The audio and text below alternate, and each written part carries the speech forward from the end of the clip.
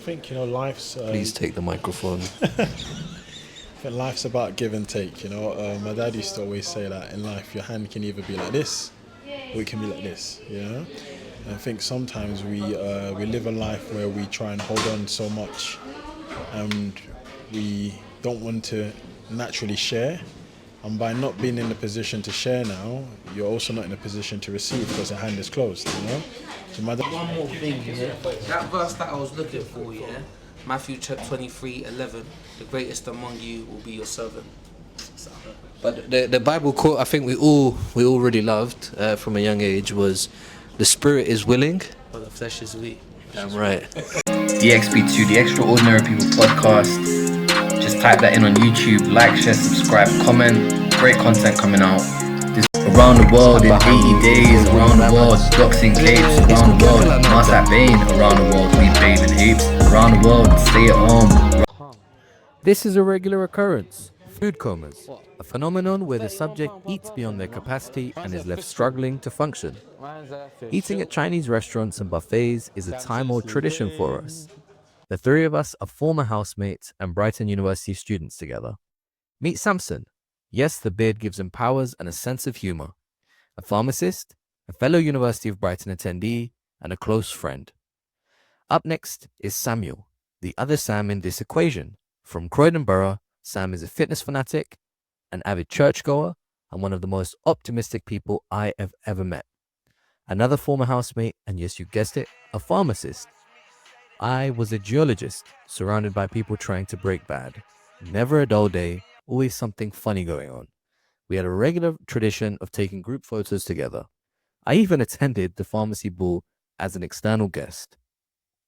What are stunners? Bro. So, what? I don't know what that was, I'm sorry.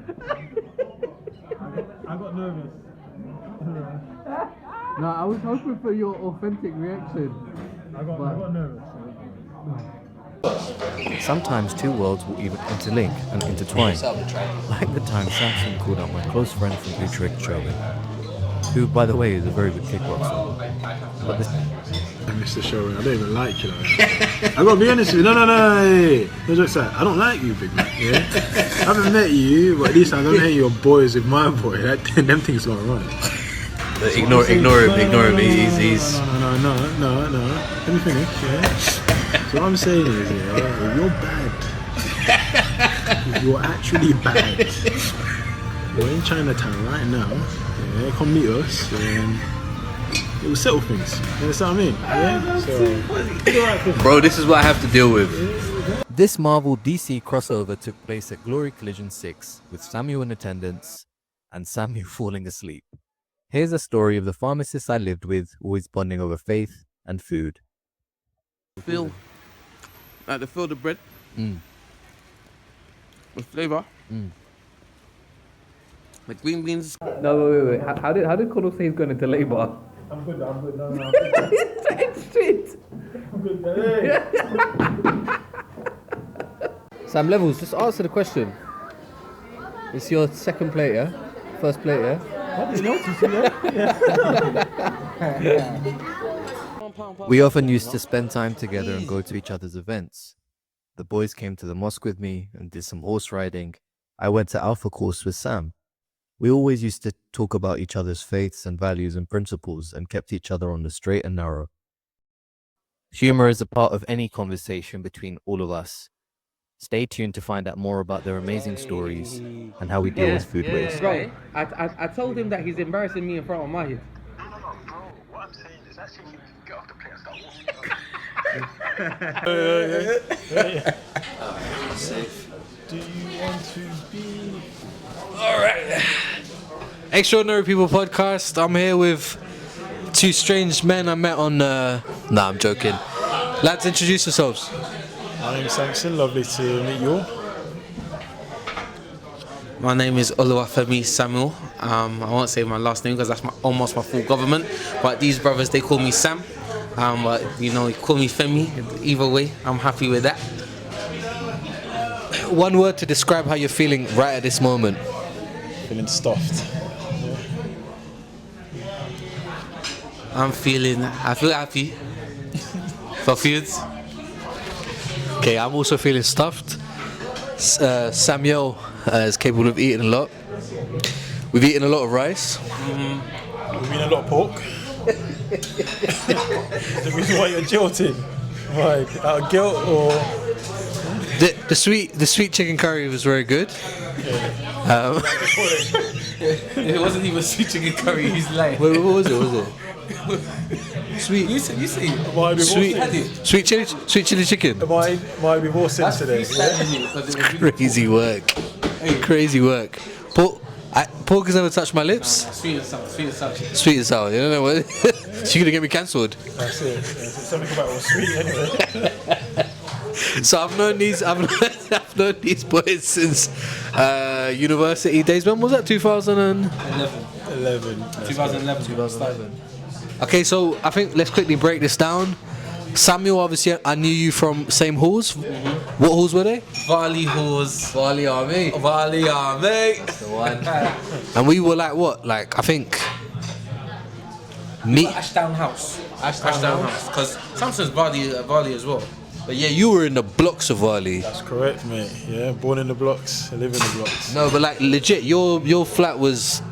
It was minimal. You don't really have to expose me like that, you know. Like, okay. Am I lying? We've come a long way, Mike. Yeah. Come a very long way. Wait, I tried to forget, you know. Yeah. To be fair, that's when you started growing your beard as well.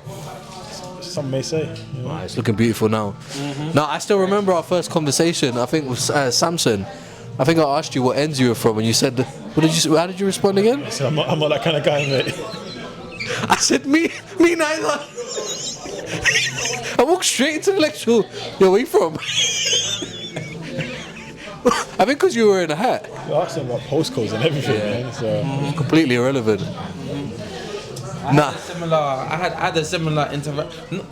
Not like I was like, oh, where you from, yeah? But when I approached when Samson approached me, I saw this big guy with a new era hat, right? And then I'm like, raw, like, why is he coming with such energy? I was expecting something, and he's like, oh, you right, mate? I was like, okay, gentle giant here. He has his days. And nights. So how long? I can't remember. When did we first start going all you can eats? I don't remember now. When did we start? To go to all you can eats and Chinese in general. Second year uni. Second year. Because remember, we discovered days. Okay, no, we discovered days on our last day of first year. That's cool. And then second year is when we made it a thing. Yeah, I think like we all got like.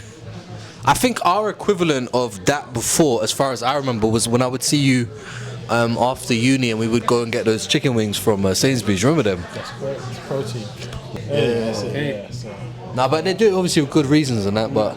Well, yeah, they're quite fit in the Netherlands actually. Yeah. I remember when I went, like most people in the Netherlands, like good physique, good energy, like some sort of activity, even if it's just riding the bikes. So I was like, okay, something to do. I gotta rate them. Can you take the mic every now and then? I'm like, oh, is it? Sorry. Yeah, them ones.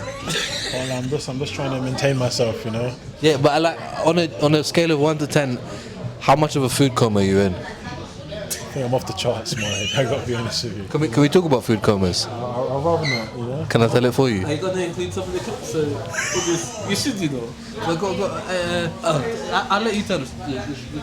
No, I don't say it as good as you. So you know what snitches get, you know. So. You know the funniest thing is? No, I don't want it on record. I don't know nothing. Do you know the funniest thing is? I have to laugh if it's funny. No, here's the funniest part, yeah. Both of I don't know about you, but as far as I recall, me and you only know this story because he told us. So it's only ever gonna be funny coming from him.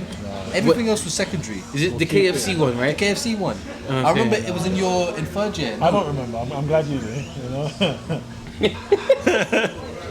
At least one of us does. You know. Basically, Samson had the bucket of KFC. Wait. No. Context is important. You know what you guys are doing right now is regarded as this ain't cool, mate. This ain't cool. You know. So you should. You know, we can tell your story for you. But you can tell it yourself. You got a choice here. We've all had those days. We've all had those moments where, you know, we didn't make it. Where were we? We were telling your story. So legend has it that young Samson over here, you were doing, what was it, pre-reg? I can't remember, I've got to be honest with you. Allegedly. I'm drifting again. But this is great. This is a life case study. But you know what I'm saying? It's. I'm not making it up. And the funniest thing is, We all had the same amount of food, and you know, the bigger they are, the harder they fall. And this guy, that's a big friendly giant. Yeah. are you gonna tell your story or shall I tell it? I think we keep some things on the wraps, you know. I think it's the fact that we're still recording after this guy is fighting for I'm fighting for my life here, man. Yeah? Can't lie, it's over. And do you know what the funny thing is? We've been doing this 2013, 2012. 2012. From 2012 to 2026, almost every single year I believe we've gone for Chinese. Has there been I don't know if there's been a year that we haven't. No, we always do. We always do. It's a must.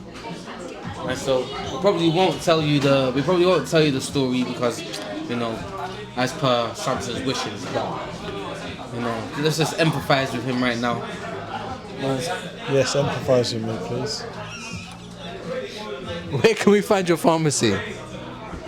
Not in the UK. Dubai. That's correct. Fair enough.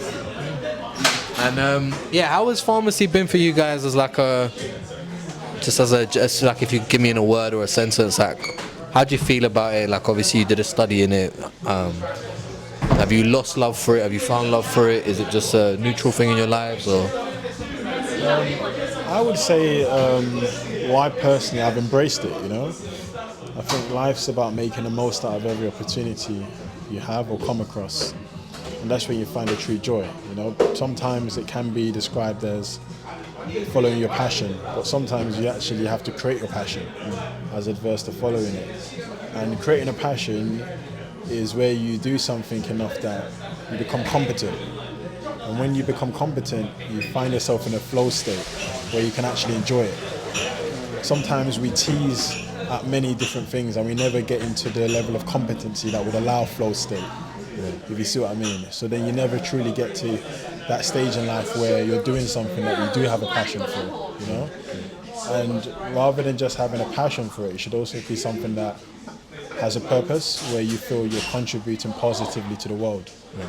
So your objective should always be, have I been a net positive to my environment today, you know? It doesn't have to be the whole world, you don't have to think at scale, but even if it's just to the person next to you, you don't always fully appreciate the ripple effect that may have, you know? And the beauty of a ripple is that you don't always actually see where it ends, but what you should do and what you're responsible for doing is starting that ripple, you know? Yeah? So being that first domino to fall sometimes, you know, it has a big significance. Rather than just being, let's say, part of the world, you should be a contributing element in the world, you know? Yeah. Okay. I think I'm going to go back to sleep now, man. Well, we got a lot out of you, fair enough. You haven't always been this mature though. I think that's a very fair and responsible statement coming from you, Martin. Have we all been this mature? How would you respond to that? I mean, I like to add to it the statement of being mature. I think sometimes Father Time humbles you, you know? I think it's had the adverse effect on all of us. So over to you, Samuel. No, Please, for God's sake, my arm's getting tired. oh, see. So now I was actually gonna add to the creating your passion bit, where whatever we're doing, rather than looking at the negative parts of it and complaining, it's always good to see the reward of it, and what actually is fulfilling about it. Even if it's when I was younger, I didn't really like sweeping the floor because it was long. But at the end of sweeping the floor looks clean. And sometimes if it's humble beginnings, and you're in a job that you're not actually appreciating much, stay disciplined, stay true to the job, and what you're building up is going to count for something. For me, I feel like there was a point where I lost the balance, that I was doing a bit too much. I guess, if I'm honest, too much trying to give back, trying to do the long hours in community pharmacy and staying behind to do more. I'm not gonna lie, I feel like I did kind of like hide myself in it. That's how I was coping with certain things at that time. But then I realized that I'm using the opportunity to give out something, but I wasn't gaining anything for myself. I wasn't growing in my profession. I wasn't actually finding much fulfillment anymore. So I moved sector. I'm now working in primary care. That's like your GP surgeries, and I have found a lot of fulfillment in that. I like the ability to be directly involved with people's healthcare, and I do feel like I'm growing every day with it. So I really appreciate the role I'm in now. I appreciate all my colleagues. I appreciate everyone that has been on my journey in pharmacy from 2016 when I qualified. So yeah. Both of you, I think, like display a certain level of, at least from my observation and knowing you guys. Obviously, there's a big part of you which is altruistic. I failed in trying to pay for myself, for my bill and stuff like that. You know what I'm saying? So, like, there's obviously a big part of you guys that's altruistic. You care about helping people. I know for sure that you've held me up at times that I've had difficulties. Where does this desire to help people come from? Obviously, if you don't mind my saying, I think you're both practicing Christians, a big part of your life, and especially like myself in the Netherlands, like, I'm not saying that you can't be a good person without having a kind of like a framework in your life, but I've definitely seen it in yours, and if you could just share some thoughts about that, if you'd like to. I think, life's... Please take the microphone. I think life's about give and take, My dad used to always say that in life, your hand can either be like this, or it can be like this, And I think sometimes we live a life where we try and hold on so much, and we don't want to naturally share. And by not being in the position to share now, you're also not in a position to receive because your hand is closed, So my dad would say your hand should always be like this, where you're so willing to give, but the world is also so willing to give back to you, and you're in that position to receive because you're in a given position too, So I feel if you live life that way and don't feel so quote unquote stingy with your possessions, you realize that, you came into this world naked, screaming and shouting. Hopefully you don't leave screaming and shouting, but you will in some way, shape or form leave naked, Okay. Mm-hmm. That's bars, brother.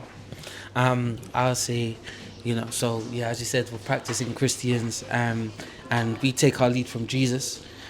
Jesus said that, I can't really quote it now, but the greatest of us will basically being in those who serve are the ones that the last shall become first, basically, and that we are here to serve. This life is greater than us. We don't know the end from the beginning. When we pass, life continues until we all get called home, right? And so whatever God has instilled in me is not for me, it's for His glory, His purpose, and that does involve sharing love, showing kindness, let people see Jesus through me in the acts that I do. I don't always get it right. Sometimes I'm selfish, sometimes I'm not patient, but I do always try to reflect on what I could have done, and the next opportunity I have to show love, kindness, gentleness, patience. All these are fruits of the Holy Spirit, Galatians 5. Then I want to take that Yeah. And I just want to say that obviously we were housemates from second year onwards, and for myself as well. I always appreciated how you guys helped me become a better Muslim, and there was so much common ground because you weren't encouraging like to go clubbing or whatever. It was everyone's trying to just get their head down, and obviously we had a good time, but it wasn't like like we had a funny experience in freshers. Remember, we pressured into going into the freshers week, and then there was a techno music. We locked eyes. So me and this guy locked eyes, and we both realized that we didn't want to be there. And all of our housemates were singing the da da da da da da da, this kind of thing. So me and this guy locked eyes. And then I think I did this and you did this and we clapped hands or whatever and was like, yeah, I don't know the words either. Sounds like a Mickey band. And we became friends ever since then. No, but like, I just want to say, yeah, no, of course, like, it's been so inspiring to see how you guys have held on to your identity, held on to your practices. It's helped me also find that within myself as well during university, and learned so much and so much common ground. So, and I think that I find it a bit sad that when I speak to people, for example, not just in the Netherlands, but just that my experiences traveling, there are loads of people who will, like, they'll almost get annoyed that you have this code of life. And I know you're not doing this for anybody, and neither am I. I mean, we're just being ourselves. And I'm not saying that people can't be good just by virtue of being themselves, but I think it is important to tell these stories that there are people who have particular reasons for wanting to be the way that they are, and I think the end result is important as opposed to whatever the person's reason is. So yeah, I just wanted to thank you a lot for that. There's one more thing, yeah. That verse that I was looking for, yeah, Matthew 23:11, the greatest among you will be your servant. But the Bible quote I think we all really loved from a young age was, "The spirit is willing, But the flesh is weak." damn right."